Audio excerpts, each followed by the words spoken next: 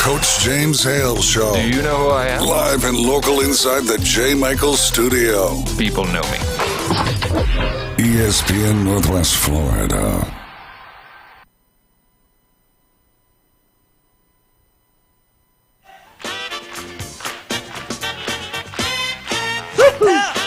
Midweek. Yep. Took us a little while to get in the hot tub. It did. I know it. Getting old. Feel nice today, though. It is. It is. A little froggy out there, but Yeah. makes the hot tub better. I sure wish you wouldn't wear your Speedo. Remember, potato goes in the front. Yeah! Yeah! Yeah. Well. I always like indeed. Nixon. Well, I'm not a crook. Happy Wednesday. You've made it to the middle of the week here in Bay County. Nice chill in the air. It is. But it felt really good out there this morning. And looking forward to the dog days of summer here. We're holding on as much as we can to a little bit of nice weather here. But thank you for joining us here on ESPN Northwest Florida. You were listening to the Coach James Hale Show minus Coach James Hale, who was away this week. Brian Haddad sitting in for him. Joined, as always, by my Wednesday compatriot, Dr. Eugene Glenn Manley. Yes, sir. And Randy, what's going on in there, buddy? Just fighting these allergies. We need rain bad. Yeah, we definitely do. I've got a little sore throat going myself here, but most people say it's because of all the nonsense I talk. But we'll get into that here later. But we definitely got some local we're going to get into in a second with Glenn. I wanted to give you an idea. We do have Coach Hudson coming up from Bay High School after their offensive outburst. I know.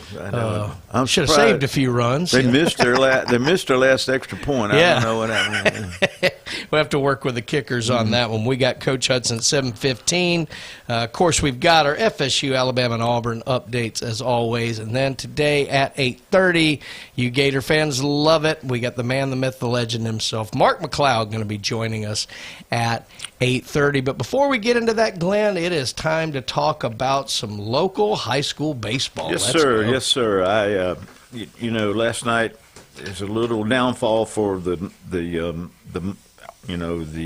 I want to call them the Finns, the Dolphins, whatever. Yeah. But that green and white and orange Yeah. group over there had great guys. Great game last night. You know, they were playing a tough team. They had like three Division I hitters on. That was a big time district. It was. So last night, in District 5A, District 2, it was Childs beat Leon 11-1. Mm-hmm. So then Lincoln came over and beat Mosley 5-4. So Lincoln will play Childs over there the 17th, which is Friday, for the district championship. But I think with them being in the number 4 seed, I think they will still make the top 8. I think Mosley still has a chance to be in the top 8. Okay. And, we'll talk to Doug Lee tomorrow. But, Sure. Just holding. You just hate having to sweat it out. Yep. Yeah, I got my fingers crossed for the Dolphins over there. Great group of guys over there. So you got to make sure you pull for them too. Arnold will play Friday. They had a bye because Gadsden Godby just had some injuries and stuff. So I hadn't gotten a Rickers or Wakulla score, but if I was a betting man, I would say Wakulla would be coming over to Arnold on Friday. But the way the two teams are, Wakulla, is number 2 in the district. So I figured that way. In 3A, District 1, it was South Walton 16, Walton 1. It was West Florida 7, Pensacola 1. So South Walton will host on Thursday. They will host West Florida at 7 p.m. So get out there and watch that. And then Monday night in the 3A District 2, it was Bay High 27, Gadsden 0. Somebody talked to Coach, save some of those runs there. That's baby. right. That's right. And then the team that's playing really good right now is Rutherford Rams. They were 3, North Bay Haven 1. So the Rams will come over Thursday night at 6 o'clock at Well, Glenn, we talked to Coach yesterday, and the funny thing is they've played twice this year, and they split. Right. In fact, Rutherford won the most recent game against Bay. That is true. That is true. I tried, and I'm going to tell Coach Hudson this, and then I tried to get Coach Coffin to maybe throw out some bulletin board material, some trash talk. He wouldn't take the bait. He's too smart for that. Well, if Coach Hale had been here, he said, "We coming, we coming." So, and then in District 2A District 1, Bozeman had to bye, but they will be playing Freeport, and then they will play them Thursday night, and Mariana and Pensacola Catholic will play Thursday night also. And then they turn right around, and if Bozeman wins, Bozeman's the number 1 seed, so they will come to Bozeman on Friday. Yeah. So get out there. And I didn't have a whole lot of rural last night because there's so many of those. Oh, my gosh. So I will just have to do that. If I'm in here on Friday, we'll give you the results of all that. But that's going on. Get out there and support your school. Yeah. I tell you what, nothing like, there was a really good game last night. And, and then Ryan was pitching, and so he did a really good job. So to squeak out 5-4, Lincoln's got a good team, so it's not like they played the little sister to the poor, or chicken switch Georgia. Am I remembering wrong? Did Mosley have Lincoln in football playoffs too? I think so. I think so. I have to go back. We was go as old as I am. I can't remember what I had for breakfast. So remember those scores. Yeah, but zipper in the front. That's right. Yeah, that's right. So I'm telling you. Well, if you guys want to join us today on the show, you can give us a call at 215-6290. That is 215-6290. Glenn, I want to piggyback on this because obviously you've coached, been an athletic director and all like that. So when it comes to all of these tournaments, obviously you got district tournament, then potentially regional tournament, and this and the other. We know the FHSAA render unto Caesar, as they say. That's right. But take us through it as an athletic director about hosting these kind of events. What are kind of some of the things that have to be done in order to make sure that the tournaments go off without a hitch? The first thing you got to have the umpires. Yeah. Okay, and so that eats into a lot of your expenses, and then as the host school, you got to make sure the field's ready to play every after every game. If you're hosting at one site, but if you're a satellite, then it's just one. But then what you have to do is you have to have ticket sales. But now, when I was there, you had to have real tickets. Yeah. And so you had a ticket taker and all that, but now you just have somebody that's at the gate. Then they show you how to do the GoFundMe thing and come in, and then you make sure your concession stands ready, and you got to have security. Yeah. Somebody got upset with me one time and said, "Well, why do we have to have a police officer here at a baseball game?" I said, "Well, let me ask you this question: if something happens over there and one of those parents get rowdy, do you think they're going to listen to you? You're going to listen to the guy in the green suit." Yeah. I mean, so I'd rather have somebody there and nothing happen than not have them there. And, so because if something catastrophic happens, you got to report to the superintendent and everybody else. And then what happens after that is you have to make a financial report before you start. You have to pay them right off the top. Sure. And then you pay the umpires, you pay the security, and then what you do is you split. They get their 15% at the bottom, and so Okay. And if you lose something, they will pay you something back. And then you have to split a sum with the people that are in the tournament. And sometimes you do how many games you win, or sometimes you do a four-way split. And then the home team gets the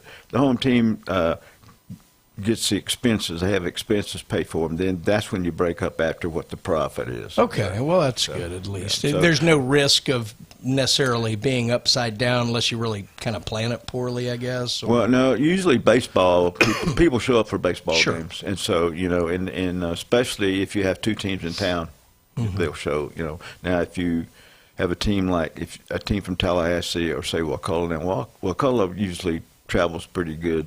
I keep trying to throw my old Southern Wakulla in there, but it's, but they usually travel. If teams that travel well, that's not a problem. But but it's a lot of paperwork involved, and if you're athletic director, you might as well be a fireman because you're always fires come in every day. So isn't that the truth? Right. When I was involved with swim, we hosted a lot of them here, obviously out at Frank Brown Park, and the FHSAA was pretty good, sometimes overly so, about having Zoom meetings and things like that with all of the site hosts about, certain things that needed to be done and this, that, or the other. Are they kind of like that with, baseball, softball, kind of things like that? Are they kind of dictating, here are a few things you must do? Yeah. Oh, yeah. Okay. Yeah. So you got to have security for the officials. Right. You got to pay. You got to have a check ready when they get there. And then if they, as a thing, what we used to do, we always gave them something to eat, because when I was in the basketball official, yes.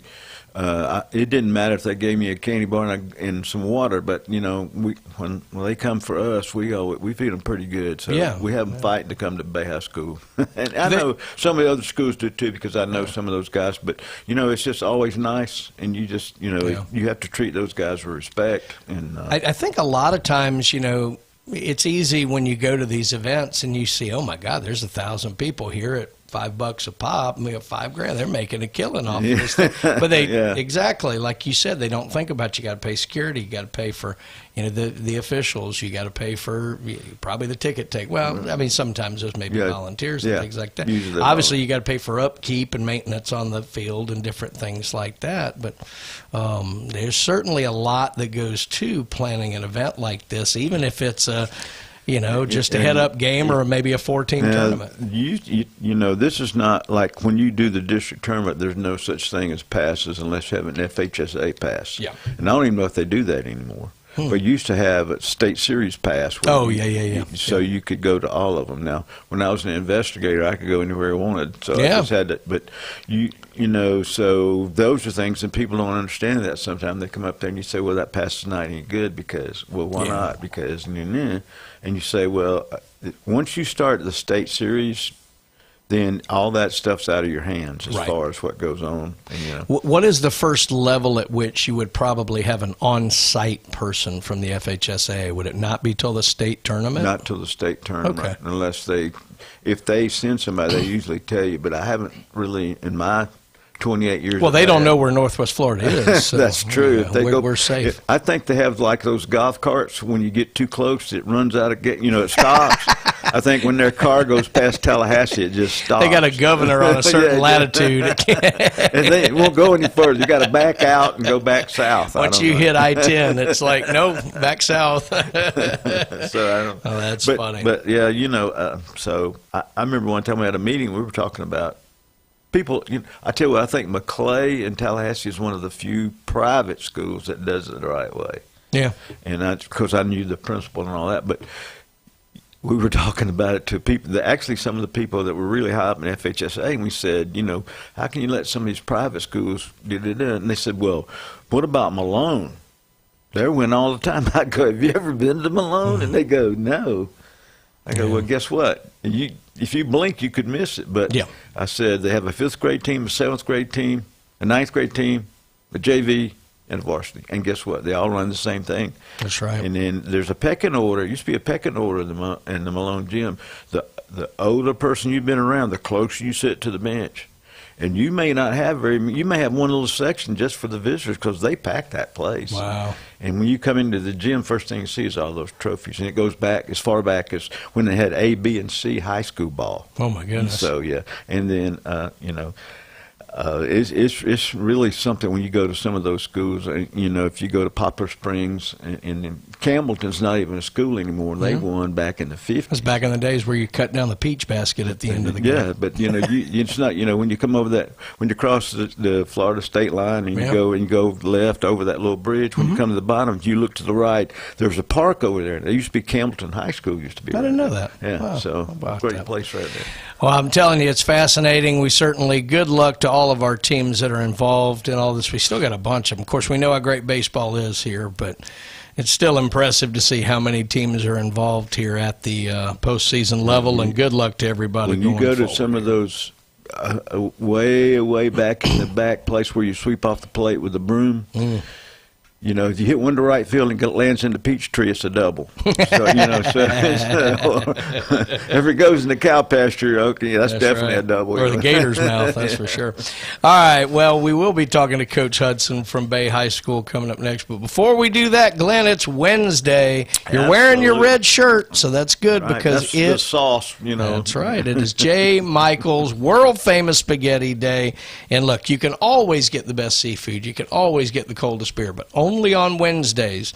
They got Dino firing it up in the kitchen there. I'm not even going to attempt to sing it. So, the world-famous J. Michael Spaghetti. Get out there today, but get out there early because it is going to be packed. I get money from my church not to sing.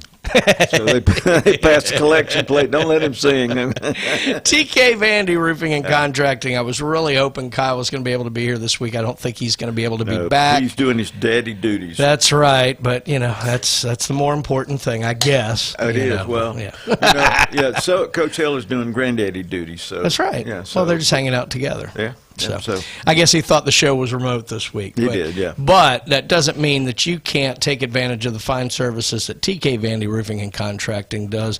You need anything built, they can get it done for you. You need to get that new roof done. You've suffered damage from hailstorms or hurricanes or anything like that, or it's just time. The new insurance. Oh my gosh, yes. But they are the absolute best. Anything Vandergrift family touches is going to turn to gold. So call TK Vandy Roofing and Contracting. And we are going to be back after the break and talk with Bay High School head coach, Coach Hudson. Yes, sir. You're listening to the Coach James Hale Show here on ESPN Northwest Florida.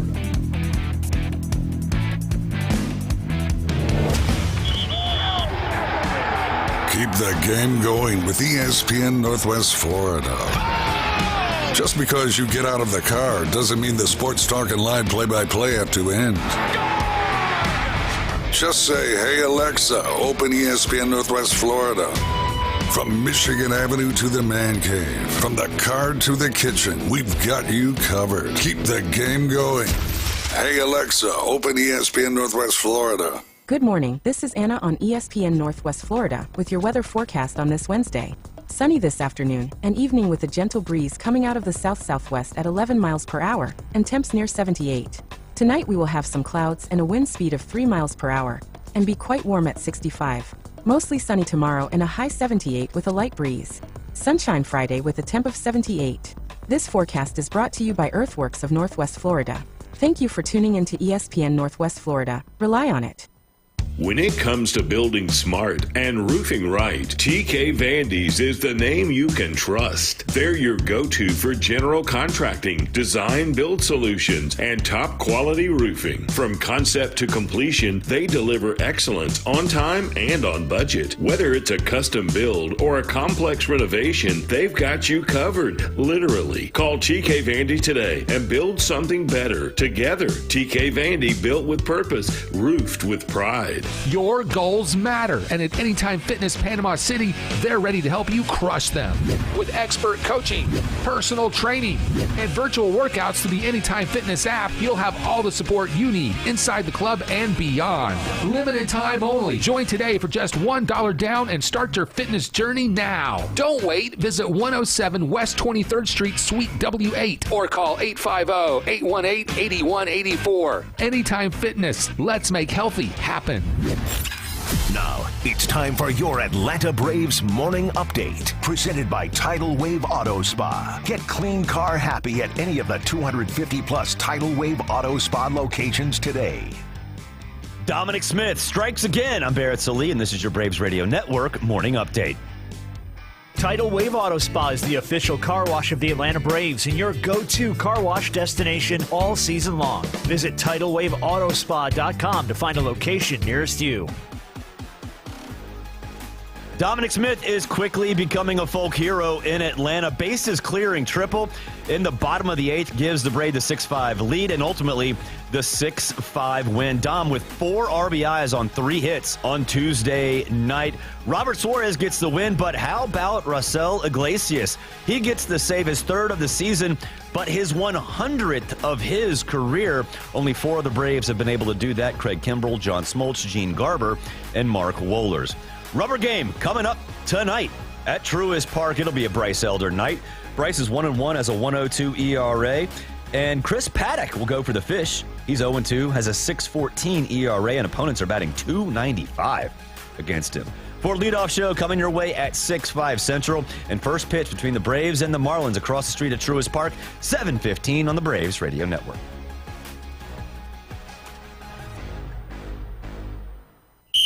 If your neighbor, employer, or grandmother were traumatized by comments made on the Coach James Hale Show. One thing people aren't saying a whole lot about, and I'll probably get in trouble, but just wanted to take this moment to say, get bent. We're live from the J. Michael Studio, ESPN Northwest Florida. And welcome back to the Coach James Hale Show on a Wednesday. And Wednesday, of course, means that it is Bay Day. And we're going to talk right now to Bay High School Coach Hudson of the baseball team. And, Coach, good morning to you. How you doing today? I'm doing great. Good morning. Well, you ought to be. Good. Yeah. Well, we got a call from Coach Brown. He was a little jealous of your offensive production here earlier in the week. He said he might have to bring you on as an assistant with the football team. Yeah, that one. I don't think he needs my help in football. That's for sure. That's not going to happen. I've never coached a helmet with a crossbar on it in my life, so I don't think he needs any help from me. Yeah. But that game we got out of hand a little bit there. I mean, Sure. It wasn't anything we did. It was just they had a young team and we had a ton of walks, and it got kind of bad there where you're kind of almost looking for outs, really. Yeah. Yep. When you start a district tournament like that, obviously you're late in the season. You're looking to sharpen up and trying to focus. Sometimes, it looks great on paper. You see a 27-0 victory, and you don't have to waste on things like that. But sometimes, can that maybe, like you were kind of talking about, it got out of hand? Can that kind of get in the way of kind of your focus, your sharpness going forward? Is that something as a coach you really need to go back to work the next day and go, all right, guys, that one's behind us. We need to kind of refocus here and make sure that we're sharp and ready for the stretch run? Yeah, I really believe that they knew that going in. Okay. Gadsden was ranked, very low. They had some issues anymore. You can see there's information everywhere on teams, and Sure. They had seen that Gadsden hadn't won a game all year, and so we just came off a game against a little different team, South Walton. So, Just a little. There's a little difference there between seeing four guys throwing 93 to what we saw there. So anyway, it's kind of one of those things. It's baseball, and you got to deal with something different every day. If you're going to be a good hitter, you have a hard throwing righty one day and a soft throwing lefty the next, or possibly the same game. Yeah. So.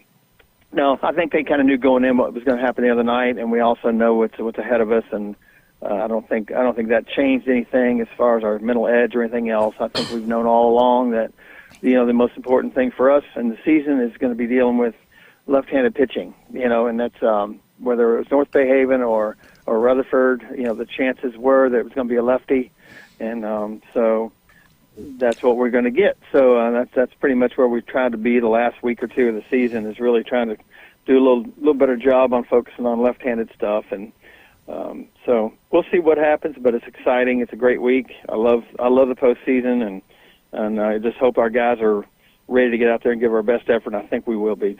Well, Coach, it's a little different. The strategy now is because you split with the Rams, and then so the most recent game they took a victory from you. So shouldn't be any trouble getting anybody ready to play. Well, they won't have any problem getting motivated for the game. That's for sure. I don't have to put a Newt Rockney out there or anything like that tonight. That's true. So they proved they could beat us, and we'd had their number a little bit the last couple times we played them, and they got a big hit, a big spot there, and put a 3-run home run on us there, and kind of reminded us baseball happens, and you have to be ready to play every inning and every out of the game against a team that's like Rutherford that can beat you. Yeah, Coach, kind of look ahead, though. If something were to happen, you got a little hiccup, though, you still would be in the top 8, don't you think? I really feel like if we lose today, we're done. I think we're going to be out. Okay. I think the losing team will be out. There's a chance. When you look at the rankings, we're actually 8th in the rankings at the moment. Oh, okay. But they're really close. 6, 7, and 8 were very close together. And last year we thought we were going to be the 6th seed. We ended up the 8th seed because when you play they count your district tournament as part of the strength of schedule, even though you had nothing to do with scheduling it. Right. You get who you get. And then last year we really felt like we had a great shot to be the 6th seed. And we won the district, and you look back, and they penalized us big time, for playing Gadsden County. Honestly, that's what it was. They were one of the bottom-ranked teams in the state, and I've been hearing lately from coaches that the district tournament counts more per game than the regular season does, and it just makes zero sense to me coming from my perspective, where you don't get to choose we didn't schedule them. That just happens to be where the state placed them, and now we're getting penalized. So hopefully the tough strength of schedule late in the year helped us. But I'm kind of old school anyway. I feel like you win the district, you should go on, and if you don't, well, then you may go home. So that's kind of the mentality we're putting on it. Yeah, and if you figure out that formula, you could just sell it and make a lot of money.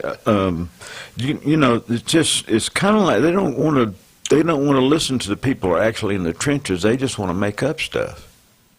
Yeah, and then they don't tell you. Who plays a game where you don't know the rules? It's really hard to understand, and why they next year I believe they're dropping the FHSAA ranking. I heard that yesterday morning, that they were going to just go with Max Prep's rankings, and I hope they do, because it's ridiculous to have everybody see the Max Prep rankings and feel like that's where you are, and then for no real reason. If I knew why, if I knew one of them went with the run differential and one of them just went by wins and losses, that makes sense. Right. But there are no answers from the FHSAA, and there never are. I've never had the guy respond to me yet, but anyway, we don't know what it is. So you just play, you win. If you don't win and you don't get in, then you can look back and, you have plenty of reasons why. There are games that we let get away this year that, will affect our ranking. But at the end of the day, you are where you are. You win, you've won enough, or you've lost too much, whatever it might be. But you end up going where you're going and dealing with it there. So the biggest thing for us is just, have a good game tomorrow night and being a district champion. Yep, Coach. Then Sunday, everything comes out to where you have to travel or not, right? Actually, it's not until Monday. Oh wow. Okay. They don't want to work on the weekend. It comes out Monday, and so then we'll know where we go. But we would not play after the district. We don't play for 9 days. Wow. So, I don't know why. I think that's not good for baseball. No, it's really not. You got 9 days off, and I guess it has to do with what's going on in the Final Four location and what they can do. And then we had a 2 out of 3 is what they did last year, and they just kept the same schedule this year. So now you're not playing 2 out of 3 in 7 days. You're just playing a single game 9 days later. So. Yeah, that'll be a little bit of a break. I mean, I guess there's some guys that could use a little bit of a break for the long season, pitching-wise, and maybe they can, heal up a little bit or whatever they need to do there. But we're all ready to go. We're full strength, and so.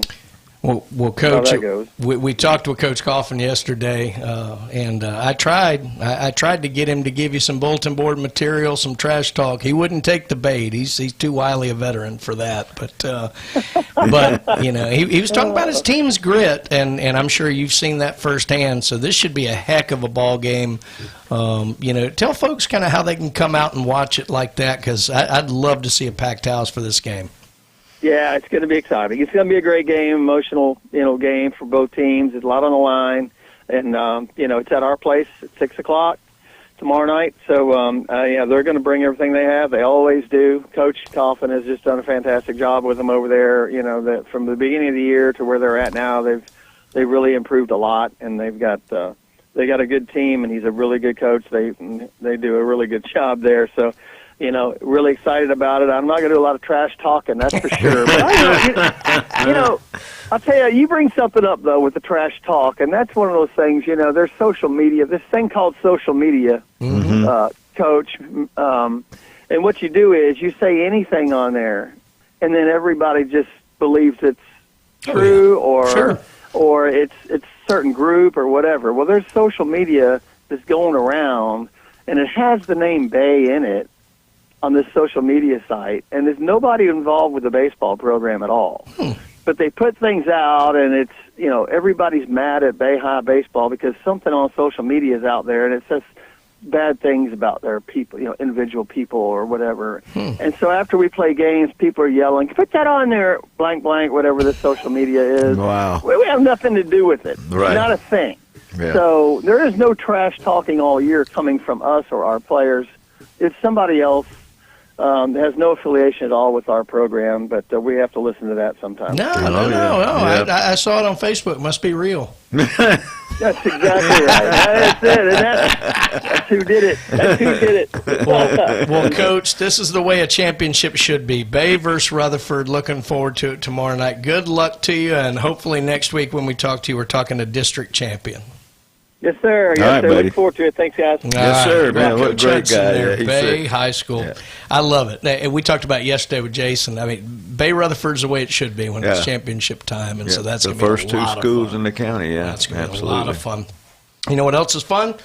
Our great sponsors that we have here. And let's talk about Pepper's Mexican Grill. We've always had one. Yeah. They're on 77 over by the old mall. Now we have one out on the beach, on Back Beach, over by Arnold. Mm-hmm. So I'm sure Coach Jones frequents that place. He does. I'm sure he does. But I love it. Absolutely great. Drink specials, great margaritas there. As Glenn, you have been told because you don't remember. But anyway, the food is absolutely outstanding, too. I'll probably be getting out there tonight as well. So if you want to come throw things at me, I'll be there. But wonderful staff, great food, great location, Pepper's Mexican I got Grill. a drinking problem. I got two hands and one mouth. So you can't, And after I go to Pepper's Mexican Grill, where do I need to go? I need to go see Jason Kovaleski at Max Spin Sports Nutrition because I want to look better and feel better. It is beach bod season. Yes, sir. And look, round is a shape. Yeah, it is. That's true. But Jason Kovaleski, the thing I like the most, he is so, and his whole staff, they're so knowledgeable about everything like that. And look, they're going to tailor something to what you're looking to do. If you're an athlete trying to get bigger, stronger, faster, if you're just trying to lose a few pounds, they have got the greatest products, the greatest knowledge of everything, meal plans. But you know what else I love, Glenn? You can try it before you buy it. They're not going to put you into anything that isn't right for you. Unlike other companies, though, if you're on one of their plans, you meet every week, and they can change your diet, and they can do whatever they want to do, and they can see what you like, what you don't like. And so, it's fantastic. Well, let's head to a break here before Randy throws something at me through the window, but... Pay those babies. You're listening to Coach James Hale Show.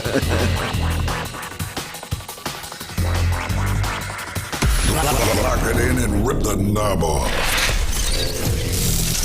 104.3 ESPN Northwest Florida has turned up the power. I'm getting it off, James. God, Captain. From Port St. Joe to Panama City to Fort Walton Beach, the biggest sports signal in the Panhandle. If I push it any harder, the whole thing will blow. 104.3 ESPN Northwest Florida. Your biggest investment is your home. Protect it while also improving its appearance with Earthworks of Northwest Florida. We have sand, mulch, gravel, or lay down decorative stone, all available for pickup and delivery. Discover your dream landscape with Earthworks of Northwest Florida. Imagine the moment you proudly pull up to your home that you've worked so hard for, enhanced by quality mulch, decorative stones, and more. Let's make it happen today. Request a quote online at earthworkspc.com or swing by the office at 2005 Industrial Drive. Love the land you live on. Looking to upgrade your truck? It's Blue Diamond Truck Accessories in Panama City. They sell, service, and install it all. Light kits, bed covers, bumpers, winches, lift kits, and any trailer hitch you can imagine. Blue Diamond Truck Accessories, just west of Frankfort Avenue on 15th Street. Find Blue Diamond Truck Accessories on Facebook or call 850-914-0265. Blue Diamond Truck Accessories, 850-914-0265. Los Rancheros has been doing it right for 20 years. Los Rancheros brings a top-shelf dining experience to you with the opening of their beautiful new building. Watch all college and pro games on Los Rancheros' 14 large-screen TVs with great drink specials daily from 2 to 5 and during all the games. Los Rancheros, the place for live sports and great food on 23rd Street between Jenks and Harrison. This is Coach Stephen Pearl. Your home for Auburn basketball on the Panhandle is 104.3 ESPN Northwest Florida. Now back to the Coach James Hale Show, live from the J. Michael Studio. 104.3 ESPN Northwest Florida. And welcome back to the Coach James Hale Show on a Wednesday. Brian and Glenn holding down the fort. Coach Hale's out hanging out with Mickey Mouse this week. But he will be back on Monday. But you're stuck with us until then. So I hope you're having a good drive in this morning. Looked like it was nice outside. A little froggy, but it was all right. There you go. Well, let's get into it, Glenn, here, because this is what we do during silly season, when there's no football being played outside of the UFL. Well, this is now the arrest season, so you got to be careful. So, yeah. Or as Georgia calls it, Daytona 500 there you season. Go. But, traffic cops. Let's get into the way too early top 25, as noted by ESPN. I'm sure the Buckeye boys should have asked them yesterday. They'd probably say, oh, well, this is just we love the SEC list, but hey, Big Ten's been doing pretty well. Absolutely, the last 3 for sure. So let's get into it, because there are definitely some talking points on this list. I'm going to actually go 25-1. All right. So we're going to do it. Is that your bet, 25-1? Well, I've made a few bets like that before. That's why I have to keep coming back here. At number 25, and they can't be further enough down the list for me to be happy, the University of Tennessee. The big R. Kind of hoping they'd miss the poll altogether. No, you guys know I do it in fun. Tennessee, really all they have to answer is the quarterback issue. It's a big one, but they've got George McIntyre and Faison Brandon, the McIntyre, the redshirt freshman, Brandon, the true freshman. Once they kind of get that settled, Heupel's done a really good job up there. The defense has improved. They got Jim Knowles down there now, who was with Ohio State when they won the national championship, and then did a year at Penn State until they fired James Franklin. So they're still getting a little antsy, though. It's about time for them to come up there a little bit. Yeah. At number 24, we're going to the state of Texas for the next 3 in a row. We have the Houston Cougars. Not bad. Always up there in basketball. Football, they've been getting better. Willie Fritz is there now. He's done a good job everywhere he's been. At number 23, not too many years removed from playing in the national championship game, TCU is sitting in at 23. And then at number 22, staying in the great state of Texas, we have SMU. And they're the authors of NIL, if you will, from back in the day. But SMU's done a good job quietly. They've been in the ACC championship game. They've done a good job, so not surprising. At number 21, this will pique Randy's ears, the Louisville Cardinals. They got them at 21. That's a little, I don't know. I could have seen them maybe 17, 18 range. I think so, too. Yeah, they should have been down there a little bit. I think part of the problem is, though, the way the ACC schedule is. It's kind of top-heavy. Yeah. So, that could be it. And rounding out the top 20, and let me tell you something, if they finish at 20, the Boo Birds are going to continue to be out. Lincoln Riley and the USC Trojans, they were kind of right on the periphery of maybe, if they had won another game or two, maybe getting an outside shot at a playoff berth. But having them here at 20, they're going to have to do better than that. Yeah, he seems to make some of those games that you should win a little too exciting. Sure. If he doesn't, sometimes you lose them. So I don't know how long they're going to hold on to him. At number 19, we get our first entrant from the Big Ten, which is made up of, 16 schools? And no wonder we're last in math in the world. Iowa. Kirk Ferentz always done a great job up there. They always seem to be in the top 20. Solid, well-coached football. Love their traditions. If they ever get a little more, I know they run the ball quite well. If they were more exciting or run, score producing offense, they'll really move up. I think they've always had a solid defense. At number 18, a little high for me because they're going to have to replace longtime head coach here, but Utah. Again, always solid program. I'm sure they've got players hanging on, but I don't know. That's a pretty big change when you've had a coach that's been there that long. Yeah. We'll have to see, but 18 there. Number 17, another Big Ten entrant, even though it seems like Pac-10, Washington. Yeah. They've done a good job. After DeBoer left, they were kind of isolated out there. It was a thought maybe they'd fall off. I think they've done a solid job. Speaking of DeBoer, number 16, wow, Glenn. that's not going to hold up. The University of Alabama. I'll tell you this, if they finish at 16, we're going to have a lot to talk about this time next year. Yeah. I.e., who might be the new coach in Tuscaloosa.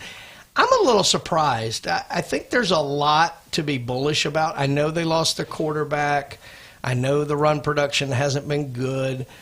They did lose a few guys on the front end of the defense. Back end of the defense is going to be elite, but 16 just seems way too far down for me. Yeah, yep. Especially even though they made the playoffs and he won some games. So when you win 9 games and 10 games, especially when you consider who's at 15. Uh-oh. Penn State. Yeah. I mean, obviously, massive struggles last year. Fired James Franklin. They brought in Campbell. And look, he brought a lot of players with him, all like that. Maybe there's a thought that there's some continuity, but I don't know if I see them bouncing back this fast. So, but here we go. We go on this big SEC Big Ten run at number 14, Michigan. Ooh. The defending national championships in basketball. Obviously, no more Sharon Moore. Whittingham's in there, and Bryce Underwood will be going into his second year. They've got talent. We know that. So it's probably about right for Michigan. And they got a new coach. That's right, Kyle Whittingham. Yeah, so. At number 13, dun, dun, dun, dun, dun, dun, dun, dun, Boomer Sooner. Oklahoma. Yeah. Venable's done a pretty good job. He was on the hot seat for quite a while. Obviously, they didn't love that he lost that opening round playoff game to Alabama, but 13's probably about right here. See if John Mateer can keep it going for him. At number 12, Coach Hale's least favorite team, BYU, in there. But look, they do a good job year in, year out. Yep. They're obviously not going to have a terribly difficult schedule, especially with Utah falling off a little bit. So we'll see. At number 11, the Fighting Lane Kiffins of the Bayou. Wow. So I can see it, but he hadn't coached it down there. Yeah, well. So supposedly they have talent. Despite the governor's claim that they wanted to rein in the budgets and this, that, and the other, LSU has done a lot of spending on coaches and buyouts and players. They get a commission off the beer sales, so I mean, Good Lord, they're wealthy then. LSU at 11. At number 10, Texas A&M. Mike Elko's done a wonderful job there. Again, playoff team a year ago. That's probably about right. Yeah, I think so, yeah. At number 9, Ole Miss. Ole. Now, this is going to be a very interesting season. This team, look, I have got DNA to despise Ole Miss, and I ended up finding myself rooting for the team last year. I thought it was a great collection of players. They played hard. They got on that run. I'm not a huge Golding fan. Well, not just for some things that he's done recently. There's Clemson, but yeah, well, certainly not. I don't think Dabo's hiring him anytime. They barely lost too. The playoff game. Having Chambliss back will be good, and Lacey. For they his did lose some season. defense, but there was something about that team that rallied together around last year that I think it's going to be hard to recreate. Right. So it could be they could be a very good football team, but just be less than last year. So 9, we'll see. That's going to be pretty close. At number 8, we go to Texas Tech, the new SMU, if you will. They've got money to spend, and they're spending it. And look, they bring in good players. The coach has done a good job there. They were a good team last year. They reminded me a little of Indiana from the year before. Right. Team that just was arriving onto the scene, wasn't quite ready, had to make a few tweaks. We'll have to see if it plays through in a similar fashion. Well, let's head to break. Let's get in some of our sponsors. We'll come back and do the top 7 because we've got a lot of big teams left to cover, and I'll let you guys ponder that Alabama at 16 thing. We probably got a lot of people cheering right now. I'll tell you what else you should cheer about, and that is Turf Pro Pest Control. Look, you want to get those unwanted pest critters out of your lawn just in time for the summer. Today is the last day. Through the end of today, you can get in on Turf Pro's Tax Day Special.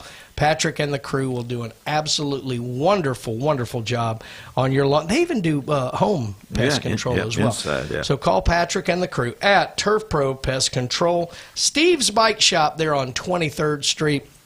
Steve's been getting it done there for a million years, since 1979. And look, you want a new bike, used bike, electric bike, you need to get your bike fixed, worked on. Steve is the man to do it. He also coaches the swim program there at Mosley High School. Go out and see Steve at Steve's Bike Shop. Unfortunately, we weren't able to talk to him on the phone today, but Dr. John Ward, dermatology specialist, look, 1 in 5 will develop skin cancer in their lifetime. Do not become a statistic. The best way to prevent against skin cancer is regular screenings. And if you're listening to us right now, they have an office near you with 8 area convenient locations. That is Dr. John Ward and dermatology specialist. When we get back, we're getting to the lucky top 7 of the way too early college football poll. You're listening to Coach James Hale Show, ESPN Northwest Florida. ESPN Northwest Florida. The Atlanta Braves play here. Here comes the thunder. The Atlanta Braves are catching fire, and we've got the call. Tonight, it's the Atlanta Braves versus the Miami Marlins. Coverage coming up at 6, first pitch at 6:15. The Atlanta Braves on the Gulf Coast is sponsored by Hewitt Tire and Auto, Brock Pest Control, Bill Bird Kia, PCB Hobby, and Blue Diamond Truck Accessories. ESPN Northwest Florida. Good morning. This is Anna on ESPN Northwest Florida with your weather forecast on this Wednesday. Sunny this afternoon, and evening with a gentle breeze coming out of the south-southwest at 11 miles per hour and temps near 78. Tonight we will have some clouds and a wind speed of 3 miles per hour and be quite warm at 65. Mostly sunny tomorrow and a high 78 with a light breeze. Sunshine Friday with a temp of 78. This forecast is brought to you by Earthworks of Northwest Florida. Thank you for tuning into ESPN Northwest Florida. Rely on it. Golf is a game that should be fun, but to have the most fun, you need to play your best. That's where the experts at Golf Plus come in. Their friendly staff will guide you through the buying process, answer all your questions, and can help with any repairs you need along the way. Golf Plus is your custom fitting, club repair, and golf retail shop. Golf Plus staff is non-commissioned and will work with you to find the best product for your game, just like they've been doing since 1988. Golf Plus in Panama City Beach. Fitting, repair, retail. That's Golf Plus. Overheard at the Hard Rock Bet Party. Meta World Peace, what's up, man? Nah, that's not my name anymore, thanks to Hard Rock Bet. We're doing this again, are we? Now I go by Meta over rebounds, under assists, Meta the first basket, free throw, piece. Huh, so you really can same game parlay practically anything now on Hard Rock Bet. It's the only place I play these days. Download the Hard Rock Bet app and start playing today. Hard Rock Bet, roll with us. Offered by the Seminole Tribe of Florida, must be 21 plus and physically present in Florida to wager. Terms and conditions apply. Concerned about your gambling? Call or text 1-833-PLAY-WISE. He's a 10-foot-tall, barrel-chested beast man who showers in vodka and feeds his baby shrimp scampi. I'm kind of a big deal. Please welcome. Pain don't hurt. Live and local from the J. Michaels studio, the Coach James Hale Show, 104.3 ESPN Northwest Florida. Florida State, Florida State, Florida State. Woo! FSU Update is brought to you by Newbies and all 4 of the wonderful, wonderful Newbies properties. You know, if I've been at Newbies long enough, I can see 8 of them. There you go. But the mothership, of course, Newbies 2 on the Curve, the Brew and Booze, and the brands, well, I say brand new one, been there a couple years, but I call it the new one there in St. Andrews. The blue building on Bayview. There we go. We love Newbies, and they love FSU. And I apologize, folks, because I forgot we had our FSU segment coming up. I'd much rather do that. We will come back to our top 7 later. But, Glenn? Yes, sir. A lot of goings on over there in Tallytown. You know, Coach Bowden reached out to a lot of people. Now he's really reached out because Ron DeSantis, on April 14th, named it Bobby Bowden Tallahassee International Airport. So congratulations there. And so in his lifetime, he won 377 wins. We would hope that they would give him more back like they gave Joe Paterno his back, but then he would really have been the number 1 guy. But at Tallahassee and FSU, he was 316, 97, and 4, 2 national championships, 12 ACC titles, and second all-time wins and you know, those kind of things. And I remember going to their clinics and working there. Also, they have 14 consecutive top 5 finishes. 5 national championship appearances. So yeah, the one that they lost to Oklahoma when Winky was sick, and they had things like that. So he didn't get to play. Rooster from Fort Walton Beach got to play, and he has passed away, and what a great guy he was. And I actually got to coach against him in high school. So, one of the things. But Coach Bowden has touched a lot of lives, and so, his longtime secretary was talking the other night, and she said he was one of the few coaches that always wanted to be home at night with his wife. Yeah. So he was flying in from Dallas, and he called her to go tell the people that they were flying into Atlanta, and he would be a little late, and they held the plane for him. I love the story. God, it's been years since you told it.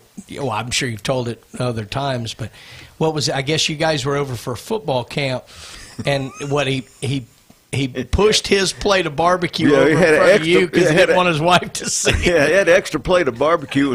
He was sitting between us, and so he'd push it towards me, and then when he would look down all the way down to the other end of the table, and he would pull it back. And I kept saying, "Coach, you want it?" Well, if Miss Ann's looking, I can't eat it, but if she's not, And then the other thing he pulled on me was, he was recruiting Jared. And so I know Mickey Andrews put him up to it. And then we had Miss Shrinker, who her son went to Mosley and had played for him.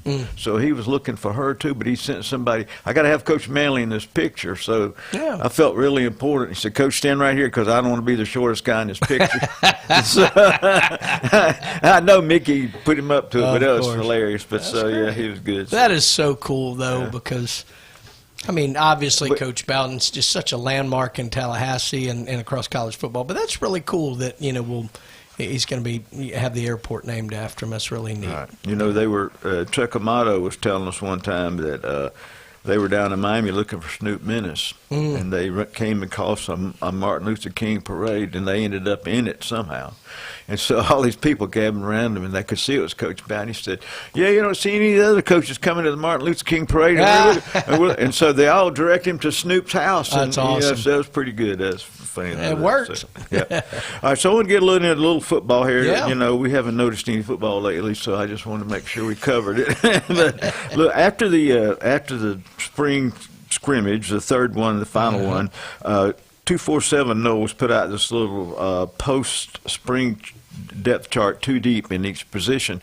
Now, the positions could change before they actually play their first game in August. Okay. As far as who's number 1, who's number 2, but the way they have it, how they rank it by points, I'm not entirely sure. But at the quarterback, they have Ashton Daniels number 1, Kevin Sperry number 2. I definitely do not like that, but Sure. And at running back, they have Usman Cromah is number 1, and then I'm going to slaughter this name, the Quintavarian Wisner. So he's number 2. You always say, if you don't know it, say it real fast. That's right. There you go. And then they did a really good thing with the wide receiver. Deuce Robinson didn't play much in the spring, so they could evaluate other players. And he wasn't hurt, but they wanted to make sure. I love that. So at the number 9 wide receiver, Deuce Robinson number 1, and then Trayshawn Gilsey is number 2. And at the number 2 wide receiver, we have Micah Danzy, and then the number 2 freshman coming in is Devin Carter. So you got 2 speedsters there. So, and then in the slot receiver, now he's going to be a sophomore, but he was the overall pass receiving leader when he was in high school in Florida history. Okay. So Jay Van Boggs, and he was hurt a little bit last year. And a true freshman, Jason Lopez, are coming in. And then at tight end, we have Serio Riles, who is a transfer in, and then it's kind of split between Chase Lofton and Landon Thomas. Those are really 3 big targets and good blockers to throw to, and so we'll see what goes on. And then really, Coach likes to throw to the tight ends more than people think, so we'll see what goes on. The left tackle is Xavier Chaplin, and the backup is Jonathan Daniels, and at left guard would be Andre Otto, and backup would be Jaden Todd. At center will be Braden Joyner, and backup Chavis Thompson. And then right guard is Nate Paps. I'm sure he doesn't get kidded about that name, but he's got a built-in NIL deal. He does, yeah. And the backup is Paul Bowling, and at right tackle is I'm going to slaughter this name too, but I get the first name right. Chimdia, I'm going to spell it Nwaiwu. So yep, you go for I agree. it. You go for it. So that guy. Yeah, that guy right there. So in the backup, they moved Nate Paps over too. So that's kind of what's going on, and the defensive thing will be named later. So, yeah. Boy, that offensive line is going to be the key to me. You know, I heard the guy from Florida talk the other night, and he said offensive line is the only position where they don't have to count on anybody else. Yep. But everybody counts on them. You know what was so interesting? If you look at this past college football season, and, you know, we've had this decade of, you know, they hold up the stupid boards with the picture of Elmo and Taylor Swift right. and a pickle and whatever they're doing and all this stuff. And you got the no huddle, the fast this, you know, everything that's just been kind of weird. What I liked about this last season, as we got down to the playoffs, the teams that were moving forward were solid up front, both sides of the line. And by the time we got to the championship game, who were the two remaining teams?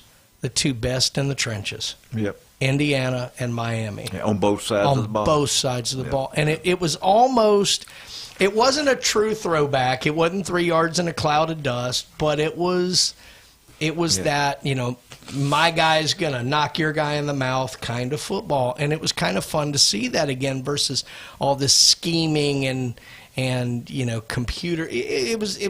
It was like we got, you know, hand in the dirt coaches again instead of, I'm sorry, the Tecmo Bowl players. Right. You know, and it was just fun to see. And so I do think we're in an era where that premium online play is that much more heightened, and that's why it's going to be so important for this group to be improved, I think, at Florida State. Yeah. Now, baseball last night, the baseball team recovered from an 0-4 week. They beat Stetson 9-2. That makes them 25-11, and they're still 9-6 in the ACC. And according to Division I Division I baseball, they are ranked number 8 now. That's 8 down from number 5. And then in the perfect game, they're ranked number 12, down from number 5. And Baseball America, they are 13th, down from number 5, and they will host Notre Dame, who is 30-11, and they're 8-9 in ACC. That will be Friday. Previous stop. Yeah.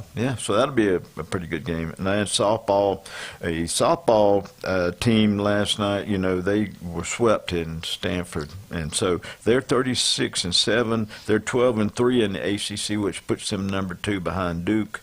In baseball, Division I softball, they're number 14, down from number 9, and they're number 12 in Softball America. And down from number 9, and then in Coaches Association, they are number 10, down from number 9, and they will host North Carolina this Friday, Saturday, Sunday, and they North Carolina is 30-11, 8-9 in the ACC. So we'll see what goes on with that, and also tennis team is really playing well. The golf team is ranked high. And so we'll see what goes on. And beach volleyball is up there really very high. And then, of course, you have outdoor track. And so those people are going really well. It's like they got that athletic department figured out. We just got to knock out the top 2. That's true. And basketball really came on at the end of the year. You know, they just picked up a 6'8", a 5-star guy that transferred in from Cincinnati. Okay. So we'll see what goes on there. There we go. So, welcome to Tallahassee. Maybe he'll fly into Bobby Bowden International Airport. There you go. There we go. I love it. Well, I hope his arms don't get tired. The other thing I love is heading up to Lynn Haven and going and seeing Russ and Amber at David Adamson. Man, what a great jewelry. place. Look, take your gold and silver there, your old, used, broken jewelry. They can fix it. They can get you a new piece. They can design it for you. They're absolutely wonderful. David Adamson Fine Jewelry. And while you're in Lynn Haven, why don't you go down and grab you some rings of another type? Go get you some of them onion rings. Beef O'Brady's, Pat Perno and the crew. Wonderful staff. Great food. Wing Wednesday today. It is Wing Wednesday today. Yeah. Well, I'm going to go get me some spaghetti and then head up and get me some wings. And I'm going to buy me some jewelry, and then I'm going to have to rob a bank. You can actually call ahead, and they'll fix the wings for you, and you can take them home. I like it even better. That's right. So you limited me to like 4 servings of onion rings. But you know what? I went down to Adamson Jewelry the other day. You know, you used to get those rings where your mama gets the ring with all the birthstones in it. Yeah. Well, I got the belly ring with all the birthstones in it, so it was great. So that's a visual I'm never getting rid of. On that note, let's head to a break. Hopefully we haven't lost anybody. But a bunch of cars pulled over. I can just for that, when we come back, Alabama update.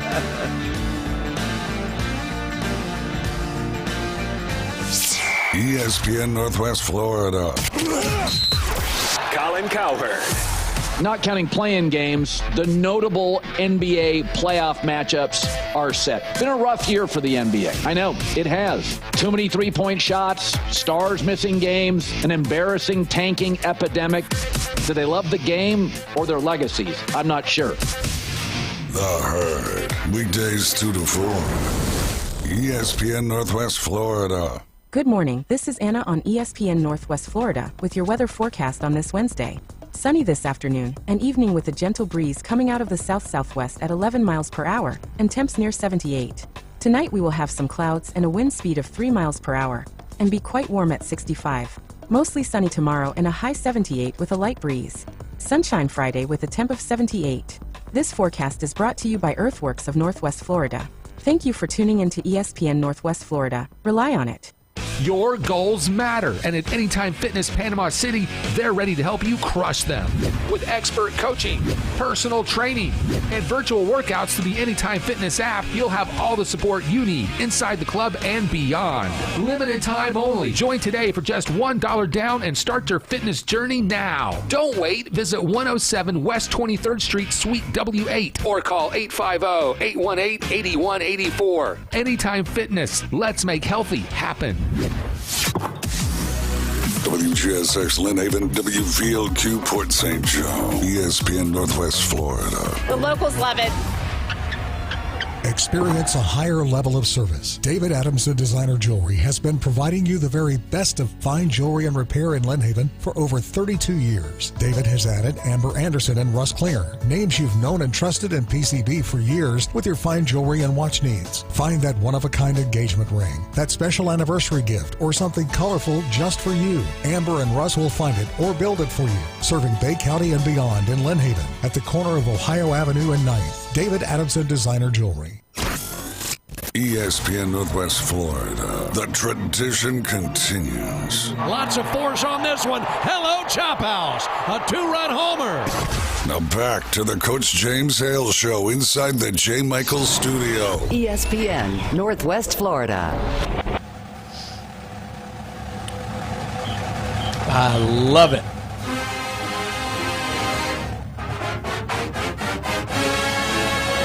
Oh my God, I got chills.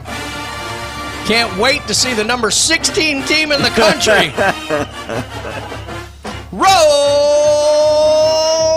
Tide, roll. You know, in Auburn, that's kind of the outhouse music when you go there. Alabama update. I'm just skipping right past that. Brought to you by Steverson Air Conditioning. Jason Steverson and the crew do a wonderful, wonderful job of making sure that you can get through the dog days of summer and the 12 minutes of winter here in Bay County. But look, this is the perfect time to get out and call Steverson Air Conditioning. Have them come out, check your unit, make sure that everything is in tip-top shape heading into the summer. And look, they can fix it. If it's time for you to bite the bullet and get you a new unit, they're not going to upsell you. They're going to put you into exactly the thing that you need. And look, this is one of those few things in life that will actually pay for itself over time in your energy savings. Steverson Air Conditioning. Go local. Go number one with Steverson. Yes, sir. Air Conditioning. So, Glenn, yesterday, when I had the Buckeye boys in here, we went through Florida State's schedule, kind of predicted what we thought they would do. We went through Auburn's schedule and kind of predicted what they would do. I was not brave enough to go through Alabama's schedule with them because I was afraid of what they might tell me. Yeah. And I knew I would get expert advice from an Auburn fan. Exactly. So you and I are going to go through Alabama's football schedule. We're going to see if this 16th ranking sounds about right. And we're going to lay out what we think the Tide is going to do this year as of April the 15th, tax day. You know, one of the things that everybody was jumping up and down is because Gus Malzahn is going to be on the committee. Well, if I was an Alabama fan, I wouldn't be jumping up and down just yet since he's on there. Fair enough.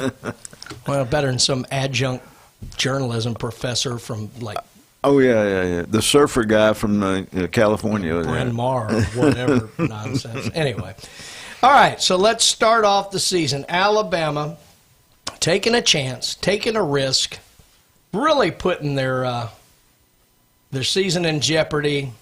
They're welcoming East Carolina to Tuscaloosa to start the season. Actually, East Carolina has had some pretty good teams, but September the 5th, Alabama versus East Carolina. Glenn, what say you? Well, I think East Carolina had their quarterback transfer. Wow, that's shocking in this day and age. Yeah, I know, but I'm just saying, he could really chunk it around. So yeah. I still think playing there at Alabama, I think that's going to be a win for them. Yeah, I agree. I think Alabama gets off to a good start here, and hopefully, no injuries. That's what you want in those kind of early season games. And they're going to be juiced up to show what they, we're a lot better than you think. Yeah. Second week of the season, they go on the road. They go up to the Bluegrass, and they're going to play, not Boise, but they're going to play at Kentucky. Kentucky with new head coach for the first time in about a decade and a half or so. And they're going to take on Randy's favorite school, the Kentucky Wildcats. What do you say, Glenn? Does Alabama? Got me confused with some. I wonder why our ESPN shirts are all red. I'm right. You think that's just a fluke? I thought that was Bayhigh. I'm sorry. There you go. With a new coach and everything, and I still think Alabama's going to win. I think it's going to be real tough. I think it's going to be closer than people think, but I think it's going to be a W for Alabama. Yeah, I think so too. The only thing that's going to be weird is Stein's going to have some weird offensive concepts, right, ready like that. But I think Alabama gets it done. I think the defense for Alabama, even though I know the defensive line coach at Kentucky, but I just think overall, teams that rely on throwing the ball, I think, are going to have a hard time with Alabama this year. I think that secondary has a chance to be elite. Right. So, all right, here's the big one for us, Glenn. In Tuscaloosa, revenge game for the Tide. The Seminoles are coming to town, flying out of Bobby Bowden International Airport and headed up to Tuscaloosa. Can FSU make it 2 in a row against Alabama, Glenn? Man, I certainly hope so, but I think they were surprised last year by FSU. I don't think it's going to be a surprise this year. I think they proved that they're going to have to be a little more physical. I'm not sure who the quarterback for FSU is yet. So sure. I'm going to say that the Tide's going to squeak this one out. So I hate to do this, but I want to be hopeful, and maybe we sneak up on them again, but. If we get back to playing the defense, and now the coach from FSU said the defense now has had another year under their belt, and he thinks that it will be a lot better. So we'll see. I think if FSU were playing them in Tuscaloosa, I think if they got them week 1, it'd be better. Right. And I think had they not beaten them last year, it would be better. Yeah, I think that. It's going to be fresh in the mind of everybody on that staff. I'm sure everybody in town's going to remind them of that. So. Yeah. All right. So we both have Alabama at 3-0. Now we get into more SEC play. South Carolina coming to town. Coach Beamer's done a good job there. I know they say he's on the hot seat, but I don't know many coaches who've done more with less than he has. He does have an experienced quarterback, and they always play Bama well. Yeah, I think only Spurrier and Lou Holtz have done a better job. Yeah. I still think W for the Tide. They're too solid to me. I agree. This one being in Tuscaloosa, I like Alabama. Now, Glenn, this is actually the shortest road trip in the SEC. It's about 1 hour due west on Highway 82. You got to go through the speed traps of Gordo and Reform, Alabama. I've been through them many times. They go to the mighty Stark Vegas to take on the Mississippi State Bulldogs. Does Alabama take it to 5-0? Gosh, I know that Mississippi State is pulling in a lot of people, and they're doing well. I'm still going to say Alabama squeaks it out. I don't think it's going to be a romp. I think it's going to be within 7 points. I still think it's tied. I agree. I think this is the game that could be scary close because also I think Alabama's going to be looking ahead to Georgia. Mm-hmm. Mississippi State is well coached. We saw last year they can get every game close. Winning them was a little bit difficult. First of all, you lose close, then you win close. That's right. Yeah. So, I love my Bulldogs, but I think Alabama goes to. Yeah, I think it's going to be. I think it's going to be a lot tighter than people think, and I think it's going to come down to the last quarter or so. And so, that's right. Now the big one, October the 10th, Game 6 of the season at home. They are 2-0 in the regular season versus Georgia under Mike DeBoer. Kalen DeBoer. I just had a brain freeze there, Mike DeBoer. I know a swim coach named Mike DeBoer. He'll find that funny when I tell him about it. Kalen DeBoer is 2-0 against Georgia in the regular season. However, did just lose the championship game. What do you think, Glenn? I can't vote against Conrad, so I'm going to say that's going to be an L. I think Georgia comes in. I agree. So I think if Alabama got them earlier, I'd feel better. But by Game 6, and they're going to be beat up too. Well, Georgia was very young last year, so that means they got some people there. This run is pretty brutal because it's 8 straight games, and then you've got at Tennessee after a physical game against Georgia, and that's a big game. Gosh, man, what do you think? Well, I'm kind of like you. I'm not a big orange guy, so I'm not an Alabama guy either, so it could be an eternal tie. No, I think they're going to slip in there, and I think they're going to steal it from Tennessee. I think they're going to win it. I agree with you. I actually like them in this game. Tennessee's got a lot of questions they got to sort out. Even being in Knoxville, I think Alabama jumps back up for this one. And then the last game before the break, Texas A&M coming to town. How about that 3-game stretch? Georgia at Tennessee and Texas A&M. What say you, Glenn? Man, oh man, I'm glad I'm not betting on this one. I'm gonna. Gosh, they're playing at Bama in Tuscaloosa. Of course, that has helped A&M in the past. I know it. I think this is a time that I hate to say it, but the tide turns and they win this one. Okay. Yeah. Glenn with a win. I actually have Bama losing this one because I think A&M is one of the last teams I want to play when I'm that physically banged up. And even, I know DeBoer's had a great record at home, but I think this is the year that flips a little bit, and I think A&M gets them here. So they go into the break. You've got them at 7-1. I have them at 6-2. And coming out of the break, we're going to the Bayou to take on Lane Kiffin in Red Stick there, Baton Rouge. What say you, Glenn? Is that a night game? Do you know? I'm sure it will be. Well, I'm going to go with the Tigers on that one. So I actually have Alabama winning this one. I like this. I like facing them after the week off. I still think Lane's got a thing with Alabama that he just can't get past, and I think Alabama gets this one done. Now, not quite the same without Diego Pavia, but going at Vanderbilt. Of course, we remember what happened 2 years ago when Alabama went up to Vandy. Typically, there's more Bama fans in the stands than Vandy. Well, they're redoing the stadium, so it might be more. So it's going to hold 20 people. But the success that Vandy has is going to bring a lot of people. But I just think without Pavia, I'd have to be asked again in week 6, but I think Tide's going to take it. I agree. I think they get this one done. The cupcake, if you will, no disrespect, before the Iron Bowl, Chattanooga comes to Tuscaloosa. We got too bad. The Moccasins are going to get stomped. Yep. So I hate to say that, but yeah. And then the final game of the year. This is a team I don't want to play late in the year. Auburn, even though they are coming to Tuscaloosa. Of course, we know that game got real tight last year. Auburn come up just short from their late charge. What do you think on this one?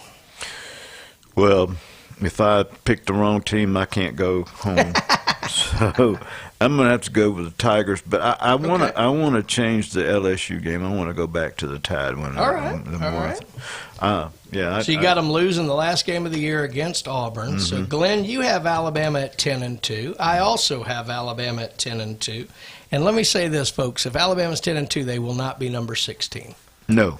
In fact, they will probably be playing either for an SEC championship or be the first one out. And I hate to use this little pun, but this is that turn of the tide if he doesn't win 10. I think he's toast. I think the best thing that they've got going for them that first stretch early. If they should be able to go 5-0. That way you get things figured out, and you get But we'll see. I just if they get on the run as good as they got on that run of where they won like 4 in a row last year of the tough games. Yeah. If they lose, let's say they lose to Georgia, Tennessee, and Texas A&M. And then you go into a week off with all that negative feelings, and then you go lose at LSU. I mean, this could spiral terribly for DeBoer. Right. So, I think the little crystal ball for him starts at FSU game, because that's a must game for both coaches. I agree. Yeah, so. I agree. That's a huge one. And then I think people will give him Georgia if he can come back and beat Tennessee. That's the one. If you lose those back-to-back, I think you're in trouble. Yep. Well, let's thank again Steverson Air Conditioning for sponsoring the Alabama Update today. The 10-2 Alabama, as said by Glenn and myself. I'm a homer. Glenn, not so much. Yeah, Coach Hale should be proud of us. Yeah, very good. Well, he would have had them, 12-0 and win the national championship, but that's all right.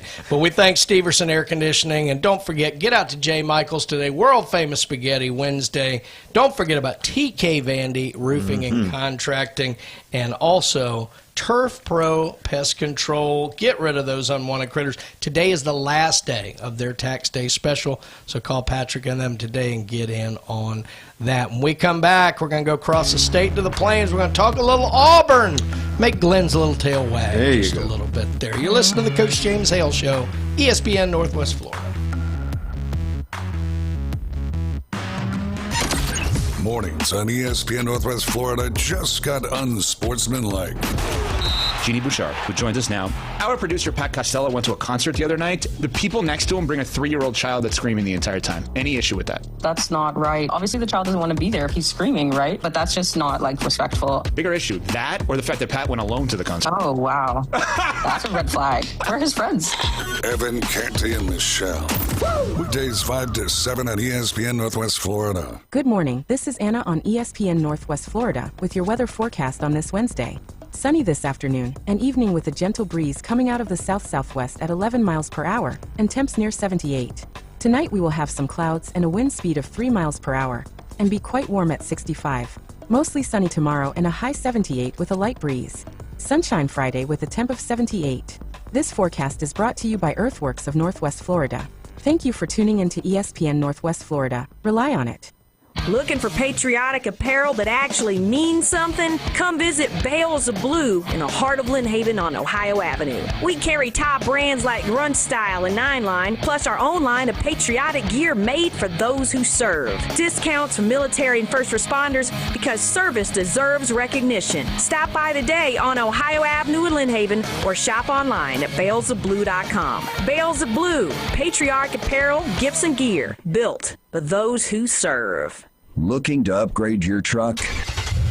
It's Blue Diamond Truck Accessories in Panama City. They sell, service, and install it all. Light kits, bed covers, bumpers, winches, lift kits, and any trailer hitch you can imagine. Blue Diamond Truck Accessories just west of Frankfort Avenue on 15th Street. Find Blue Diamond Truck Accessories on Facebook or call 850-914-0265. Blue Diamond Truck Accessories, 850-914-0265.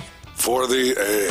Here comes the throw. It's late. Braves win. Your spot for the Atlanta Braves on the Gulf Coast. Listen live nights and weekends. This is Braves Country. Now back to the Coach James Hale Show inside the J. Michaels Studio. ESPN Northwest Florida.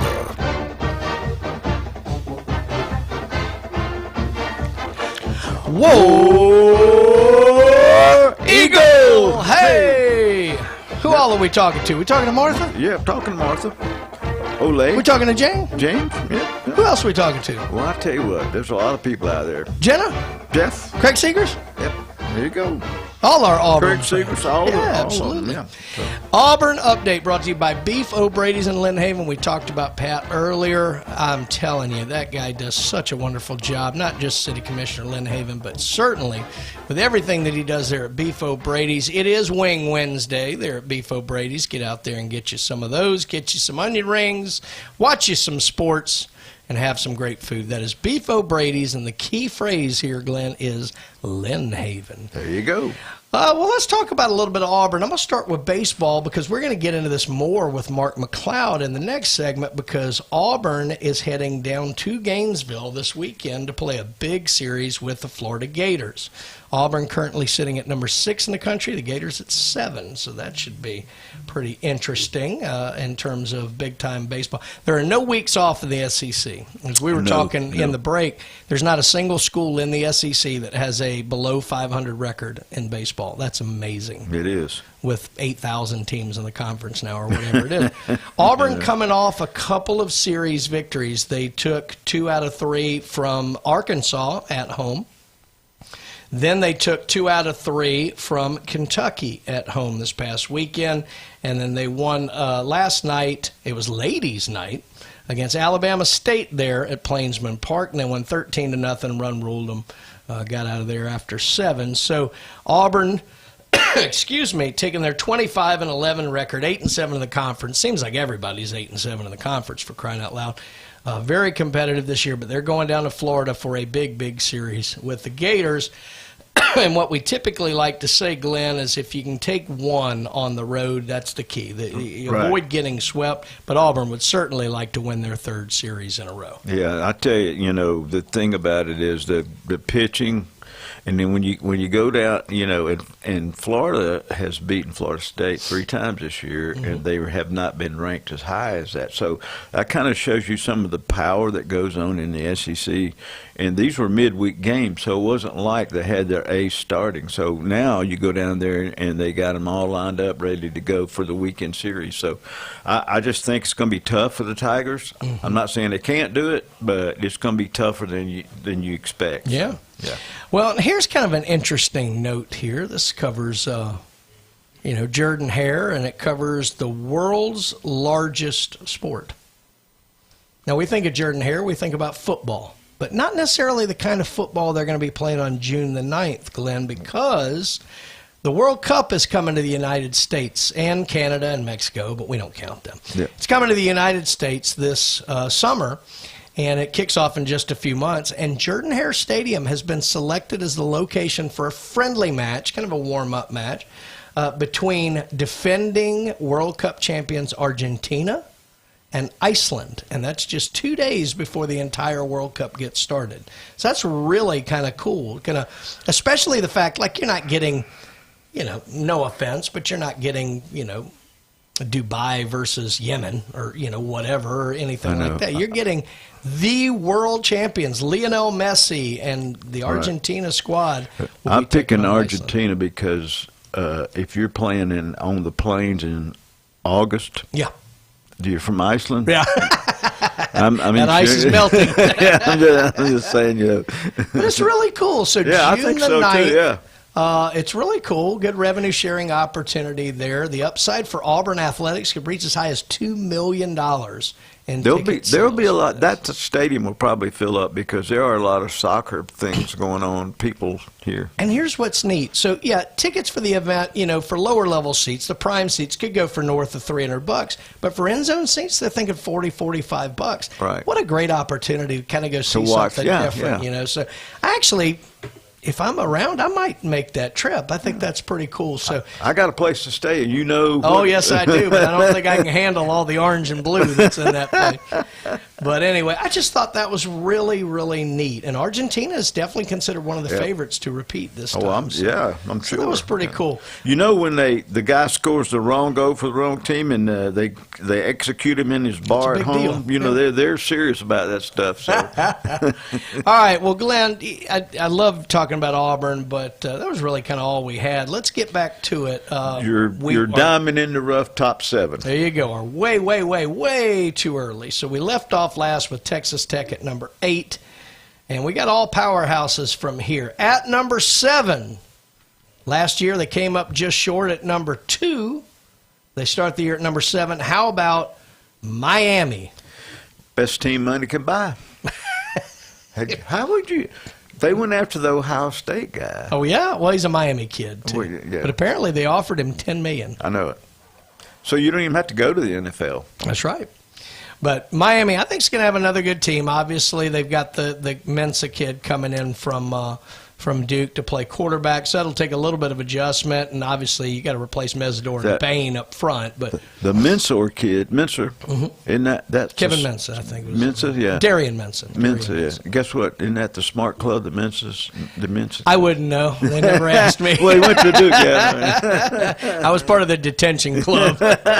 So Miami at 7. All right, at number 6. The team that beat Miami a year ago, Indiana. All right, now listen. All right. Okay, how can you, the defending champions? Yeah. So you're gonna drop them all the way down. They've lost a bit. I know that. They've added a bit. They've added a bit too. So, but the thing is, okay. So that's the way it used to be. If you won, you started out at 1. But I think what's interesting is going forward, the 5 teams ahead of Indiana all have returning starting quarterbacks. Indiana's bringing in a transfer, so I can see that. But Indiana at 6. At number 5, the Stars at night. We're going to Texas. And Arch Manning leading Texas. I think 5 would be seen as a failure for Texas, even though they didn't make the playoff last year. I think I have nothing against Arch Manning. I think he's a good quarterback, but I don't think he may have. I could be wrong. The surrounding cast that he really needs. Yeah, Cam Coleman coming in is going to help them a lot. Absolutely, that was a tough one for Auburn. But Texas sitting at number 5. So our semifinalists. Dun, dun, dun. At number 4, Glenn's favorite school. Notre Dame. Notre Dame. Sorry, Steve, but Coach Marcus Freeman. Of course, they lost a huge production at running back. They got 2 great running backs. Both can get drafted. Love's probably going top 10. But Notre Dame at 4, well-coached team. I'll be honest with you, they should have made the playoff a year ago. Right. But they didn't, and, we move on. But Notre Dame at number 4, I'll be honest, that seems about right. They've already been promised they would be in there. Well, and we know their schedule is very, very hope so.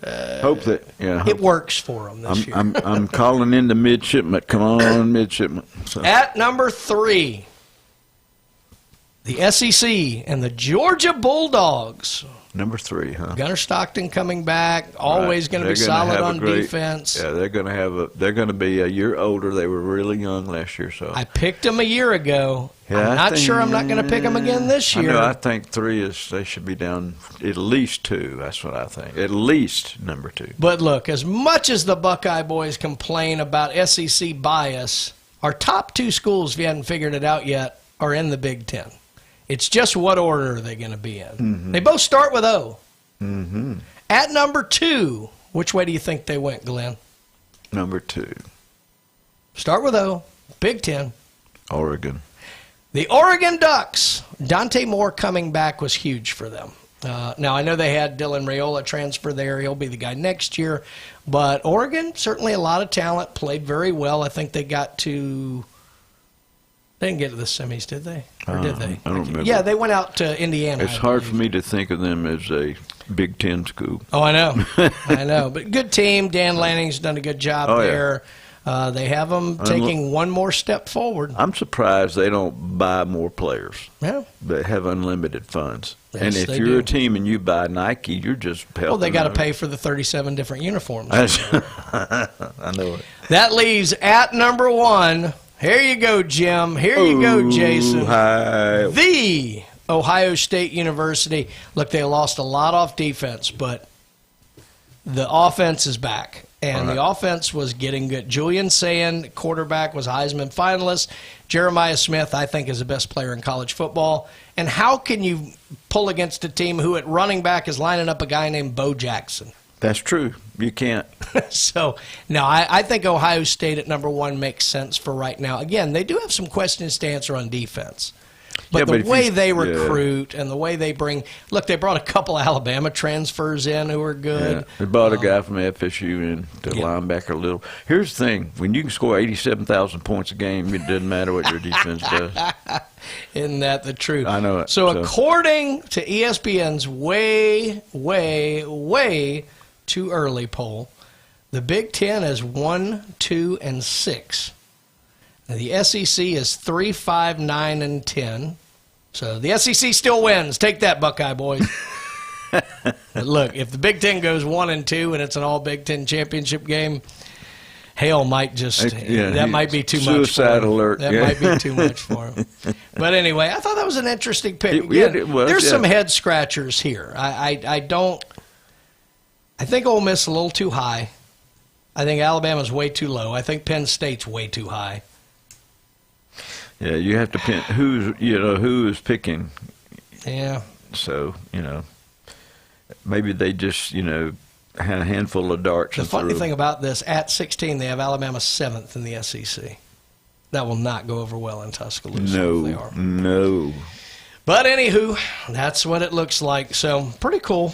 Neat to look at, neat to argue about, but we will see. But again, want to thank Beef O'Brady's for their sponsorship of that abbreviated Auburn update.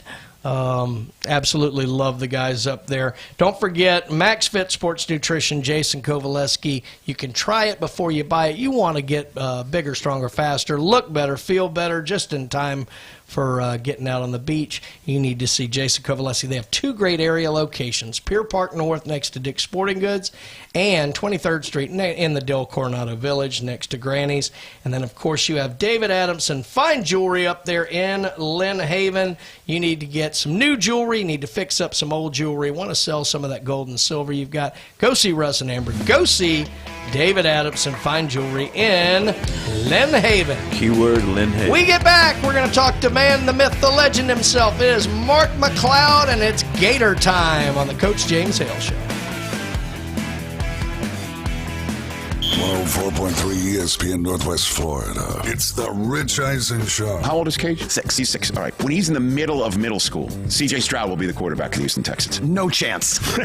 Please write this down. This is great. This is a 0.0. I'm playing this. TJ, write that down. Making an absolute mint. The Houston Texans, right? They haven't moved? Texans, correct.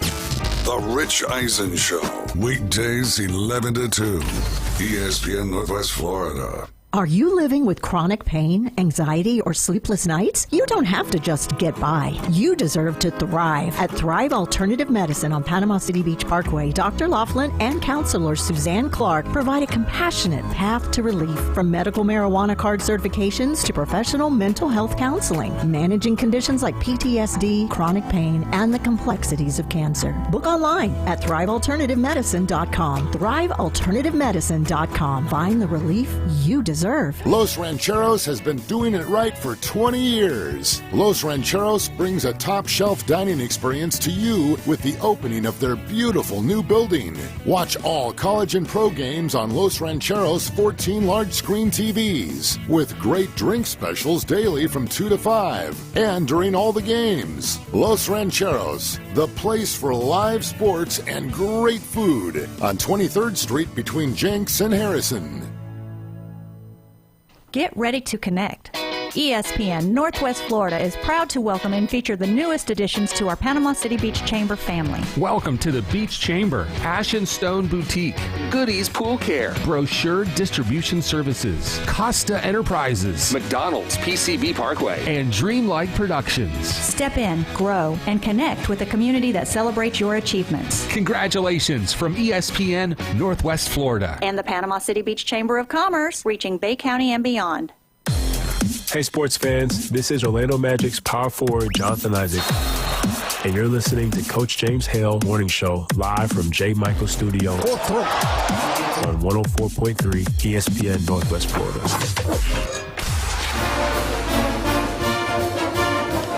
Go Gators!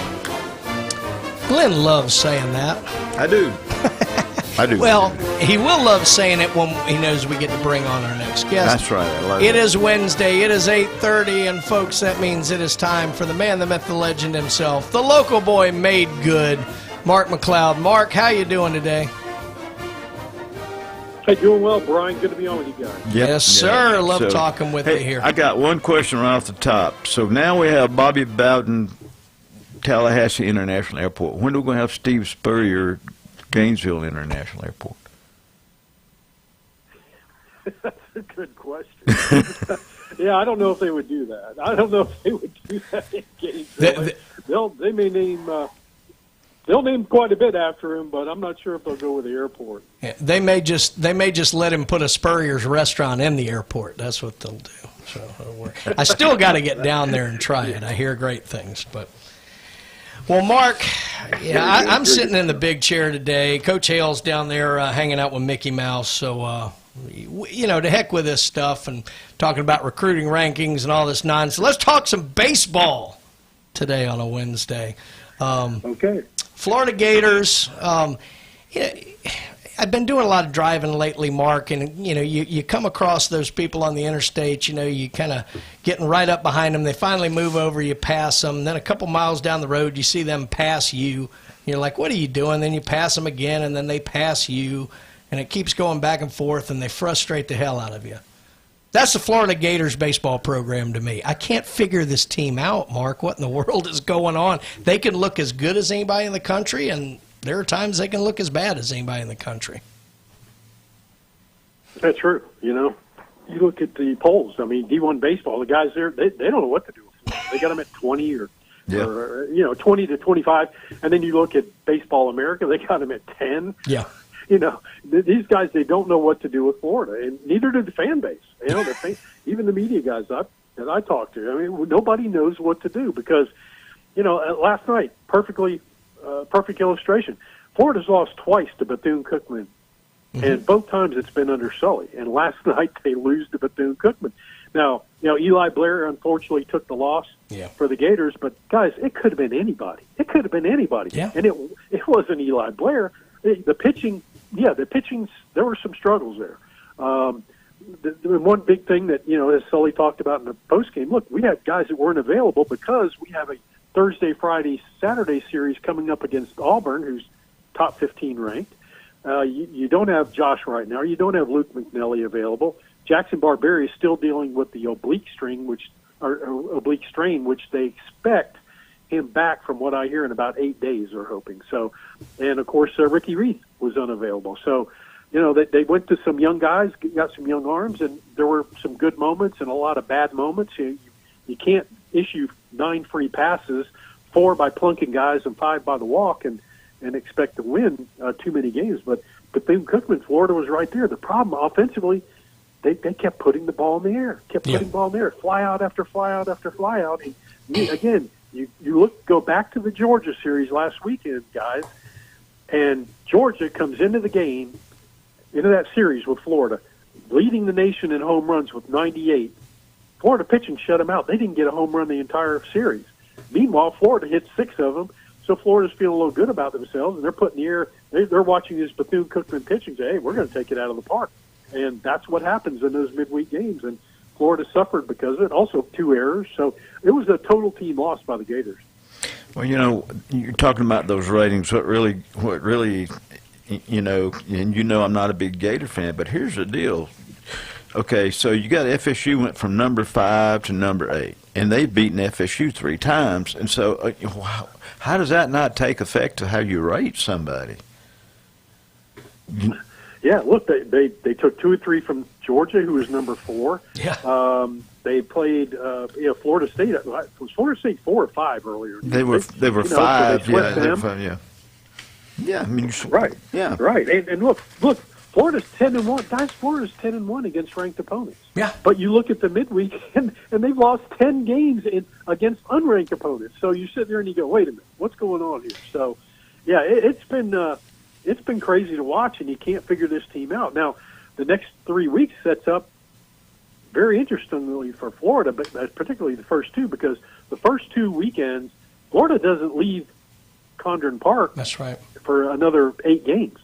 They've got 7 games. They got number 13 Auburn coming in, and then you've got a game against JU, who's very average. They're 18-18, but Florida lost to them a couple weeks ago. Yeah. So that's your midweek game. Then you play number 10 Texas A&M, and the thing about Auburn and Texas A&M that's strange, guys, both of those teams have only played 7 games on the road, and they're not good on the road. They've proven not to be good. So it's an opportunity maybe for Florida. Then after that, you got number 14 Oklahoma on the road. So the next 3 weeks, there's an opportunity for Florida to make some hay, particularly if you can get Jackson Barberry back in after this Auburn series and get him back in time, maybe for Texas A&M, who knows? And Sully said himself, he said, we get Barberry back, we'll be full strength.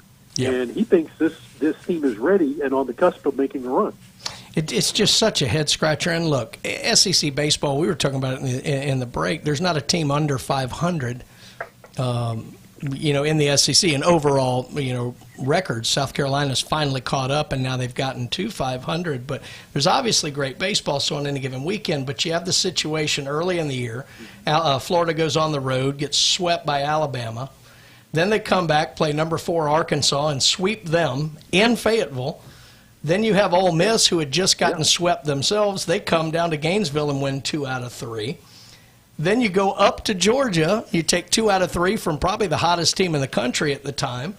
And then you lose to Bethune-Cookman. I mean, it's just crazy. But I remember at the beginning of the season, Mark, one of the things we were talking about was we thought they had – kind of a good core of talent, and obviously for this year. But what we were kind of looking at was next year, because there's so many good sophomores on this team. So it was going to be how those guys develop.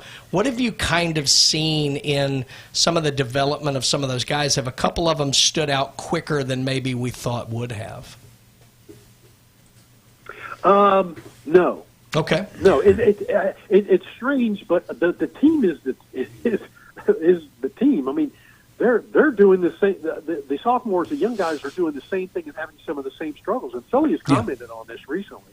I want to say last week, but he said, yeah, we got to get some guys going. We've got some guys that they've shown flashes here and there, but we need to get them to put it together consistently. And that's kind of where Florida's at with some of the young guys. We knew they were going to need young pitching this year. We knew there were some young arms that were going to have to step up, particularly in those midweek games. And really, if injuries mounted, they were going to have to be the guys to help out in the weekend series. Maybe the back end of the series, maybe closing out a Saturday if Florida can get a lead, or on a Sunday. But yeah, it's been frustrating to watch. It really has. But Sully is convinced. He likes what he sees right now. Overall, even post game to the loss to Bethune, he still was kind of upbeat about stuff. And he said, "Look, once we get Jackson Barberry back, and we'll have the full complement of this ball club." And he said, "I really like the direction we're heading." Yeah, I think we came into the season and you felt like Liam Peterson was somewhat of a known entity. Aiden King was probably going to be the next guy, and then it was kind of who's the next man up. Aiden King has played wonderfully. Peterson's been kind of a head scratcher. Has Sully talked to anything at all about Peterson this year, and kind of any thoughts on that? Yeah, he's been a bit inconsistent. He really has. He just hasn't pitched all that well. Now, you go back to the Georgia weekend, guys, he gives them 7 strong innings. I mean, we're talking SEC pitcher of the week innings against, as you said, a team that's leading the nation in home runs and maybe the hottest team in baseball. And they go into the 9th inning, and the bullpen gives up 4 runs, and they lose the game. When and they were on the cusp of sweeping Georgia. Yes. So, he's struggled a bit. Aiden King has been very consistent. He's got a whip of .94. Yes. Aiden King does. Liam Peterson, though, 1.36. What they got to find is some more consistency on the weekend. Now, Russell Sandifer, you go back to 2 series ago, he was outstanding. He was phenomenal, but in the last week, he was not very good. He didn't. I want to say he didn't make it out of the second inning. It may have been the third, but I think the second inning, and that's what they got to get. They got to you get these starting pitching, and starting pitching for Florida has been amazing in one area. Florida starting pitchers, guys, 154 innings. They've only allowed 1 homer. Wow. 1. Wow.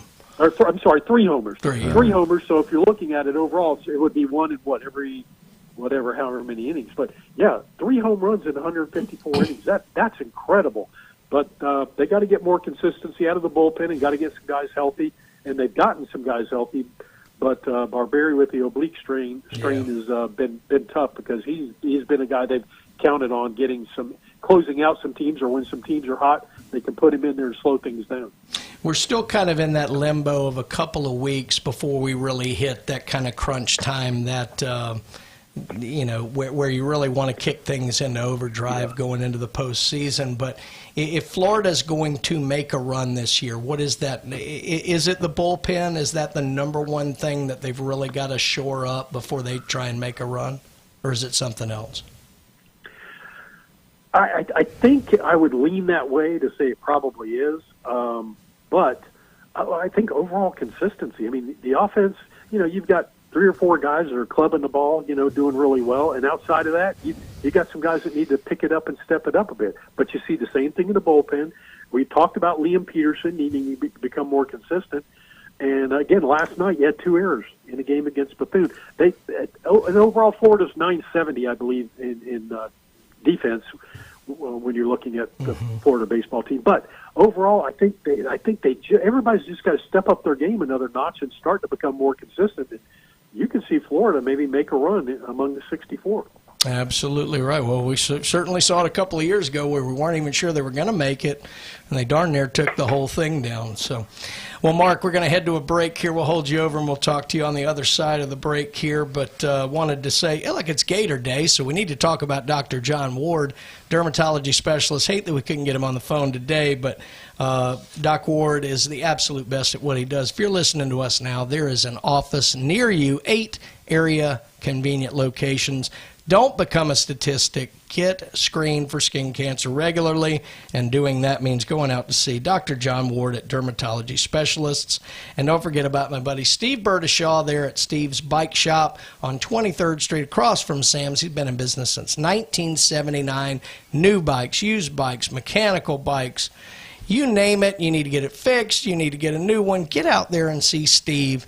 He is the absolute best at what he does. Tell him you heard about it right here on the Coach James Hale Show. When we get back, more from Mark McLeod. You're listening to the James Hale Show, ESPN Northwest Florida.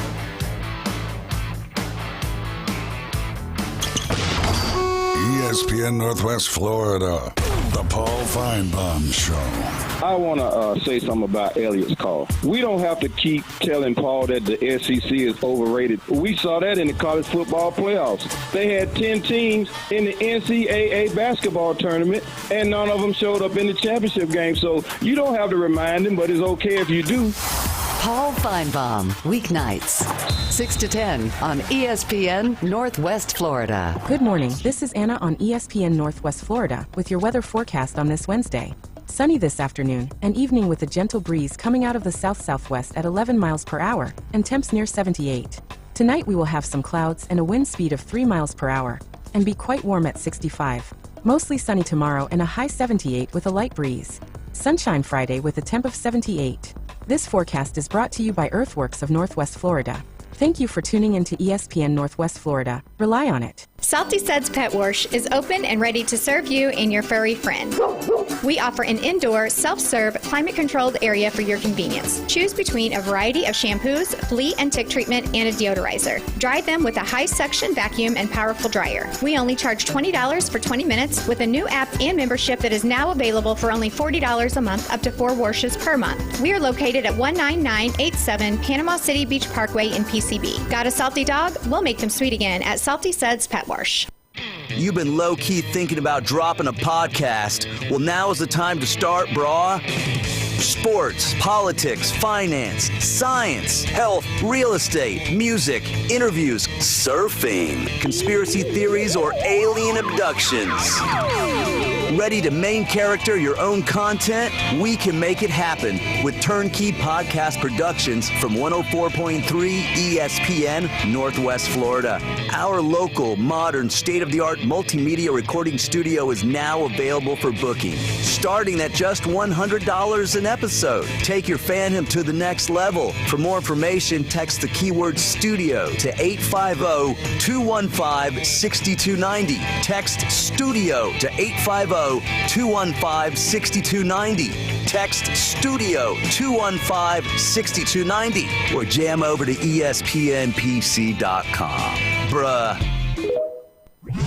Want to know the inside scoop on your favorite teams? From the gridiron to the hardwood to the diamond. For comprehensive sports coverage, It's ESPN Northwest Florida.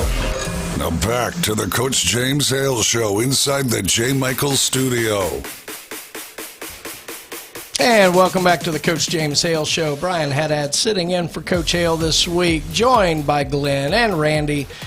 And once again back on the phone, Mark McLeod. Mark, other than listening to him on the fine Coach James Hale Show here, how can people listen to you?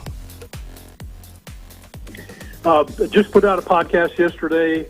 First of two podcasts on the Orange and Blue game and wrapping it up, and some of the recruiting news coming out from Florida, which has been fantastic. And that you can find that at the Gator Blitz on Apple or any of the other streaming, well, most of the streaming. And then certainly we have our first show today, the SEC Blitz, which you'll be able to listen to online. Brett Beard, will get the latest from him up in Alabama on the Crimson Tide and Roll Tide, and maybe a little bit of Auburn. There we go. All right, War Eagle. I want to ask you one thing, too. You know, in football, you could play 4 games and not lose your red shirt. What about baseball? Is that if you just show up in a game, or do they have a certain amount? Wow, that's a great question. You know, they do have a that's a great question. I would have to look that up. We haven't had that problem in Florida. We just played Stump Mark. Yeah, seriously. Sully, typically, if a guy's not ready, he's not going to play. Yeah, right. That's right. I just didn't know if he was. Goes along, if they come along, they do. Yeah. I didn't know if you just held them out. You take them on the road, but you don't use them unless you absolutely have to. I know when Jared played football, before they had the 4 games, they would take him on the road because he was also the backup long snapper, so you had to take him. Yeah. And but so I just didn't know. You know, he got some young arms. I heard you say Eli pitched last night, and so I didn't know about Moss, what they were doing with him, and of course Eli's left-handed, so I know that you want more left-handers right there to start with. Yeah, they could use more left-handers. I think, based on what I heard when Eli had committed and going forward, just before the season began, where they reported, they think he has a very bright future, and they need him because he's a big guy with that left hand, and look, those guys are coveted. Yes. Yeah, absolutely. And of course, if the new NCAA rules kick in, we won't have to worry about the redshirt rules going forward, I guess. But who knows how those will stand up in court. I didn't know if there's an innings or a game or anything like that. So, yeah. So, listen, I didn't have this from a Georgia fan or anything, but they were talking about the 2008 national championship football team. They said 1/3 of the team went to jail during college or in the pros or after. And Tebow was on that team, so he didn't go. But I know we had Hernandez. I don't know about the Pouncey twins and all. Go Gators! But somebody was bringing that up, and I'm going, yeah, but they won. Well, I mean, how many times did you have to have a felony to be on Miami's team? I mean, so. It's because I had that conversation. Our producer was a Miami fanatic. I mean, he was back years ago, and while all that was going on, he kept saying, "Hey, that's how it goes." You look at some of the best Miami teams. We had black criminals on those teams. I mean, these guys should have been wearing orange jumpsuits Monday through Friday, and he was serious. Yeah. That's what I loved the most when they did that 30 for 30, that Catholics versus convicts thing and all like that. And everybody was trying to say how, it was unfair to Miami, this, that, or the other. And they cut to Michael over and he goes, no, we were some bad boys. We deserved it. Yeah. Exactly. Oh, my goodness. Well, let's pivot back over to football here, and let's talk about that. Let's talk about kind of the orange and blue game and some of the recruiting news going on. What's going on down there, Mark? Well, I think recruiting was huge for Florida. Florida got their first 5-star interior offensive lineman. Yes. They've gotten like 2 in recent years. And I'm saying years. Kid out of Coatesville, Pennsylvania, so a good area for football. Maxwell Hiller, and they also got Davin Davidson, the quarterback, who is out of Sarasota Cardinal Mooney, 6'6" kid, 215. He's a 4-star kid, so they're able to land him. You get Amari Fountain, who is a corner. Warner Robins, Georgia Northside, excellent football played in that area, as we all know. 6'3" corner. Look, they have 24/7 Sports has him as a 3-star. That's a bunch of baloney. Right. I've seen this kid on video, and I'm telling you, that kid is a 4-star all the way. So they'll change it. Rivals has him as a 4-star, but big week in recruiting for Florida. Of course, the Orange and Blue game. Tramel Jones Jr. really showed off at the Orange and Blue game for Florida at quarterback. I think Micah Mays. I was impressed with Harrison Moore's play at center. I really was. I thought he did a nice job. And of course, cornerback Ben Hanks, the third. His dad played for Spurrier, but he did really well at corner. Not the biggest guy in the world, but he's just a redshirt freshman. But I thought he did well. I thought the UCLA transfer Kanye Clark did well at star. I think, we talked about this last week. I said, look at the guys in the transfer portal for Florida. That's going to be the key. And sure enough, in this game, the guys that lit it up were mostly guys from the transfer portal. Interesting. What was probably, I don't know. I'm trying to debate whether or not I want to ask you this or not. It's more about I kind of want to get back to these new rules and things, and the kind of the 5 years gets you that, and what are your thoughts on that? The one thing for me that I love about it, Mark, is it eliminates this whole 4-game nonsense and the guys, not wanting to play past this, or you not being able to play certain people late in the season to rest your starters and all like that. At least from that end of it, could it be a positive of going to kind of this 5 years could get you 5 new rule that the NCAA is adopting? Yeah, I'd love to see some consistency with it. Now, look, we all get it. If a guy suffers a catastrophic injury, something that, it's just going to be long term. But there are appeals in place for that. But I think the 5 for 5 is a great way to do it. Mm-hmm. I would like to see the transfers shortened. Florida's even got kids. Every school has kids now that have transferred 3 times. I mean, it's just nuts. And granted, some of it's for money. We get that. They put their name out there and they throw themselves in the portal and see who's going to ante up. We all get that, but it's bad for the game overall. So I want to see some consistency, and I want to see some rules enforcement by the NCAA, who has had.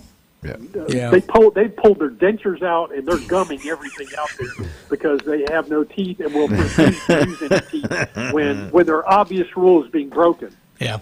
Jason Kovaleski made a great point yesterday. He said the whole rule behind the junior draft thing with the NFL and this, that, or the other was that you didn't want 18-year-olds playing against 25-year-olds, and it made sense. Well, that's what we've got. I mean, We've got guys at Miami playing 9 years and all like this. It's absolutely insane. But you've said it a million times, Mark. We've been talking about this on this show for years. Yeah. Yes, exactly. They need to break away from the NCAA. I said, and now you're hearing Greg Sankey a few weeks ago making some hints that, we're trying to do. Yeah, and so although after the meeting with Trump and company, they kind of toned it down a little bit, but we'll see what happens. Yeah. Well, Mark, as always, love talking with you about this stuff. A lot of good things going on down in Gainesville. It's going to be a heck of a baseball series this weekend with Auburn, so hopefully the Gators can get a series win there, and we'll talk to you again next Wednesday, buddy. All right, guys. Have a great week. Care. Thanks a lot. All right, buddy. The great Mark McLeod going on down there. We didn't put him on too much of a No, but I can't believe I stumped him. That's a good one. That was a good one. We're going to have to put that on the best of show. There you go. That was good. But, Glenn, again, thank you, obviously, for coming in. I'll be covering this week for Coach Hale. Randy? Appreciate it. Don't forget Paul Wilson back this afternoon on the Sports Blitz starting at 4 o'clock. There you go. And then the Braves play again tonight at 6. Go Braves, leading Major League Baseball in run differential, Atlanta Braves. We love them here. We'll be back tomorrow. Jeremy Pridgeon will be in with me. As always, enjoyed talking with you guys. Have a good one there down in Bay County. Be safe, and we'll see you tomorrow morning. We're out.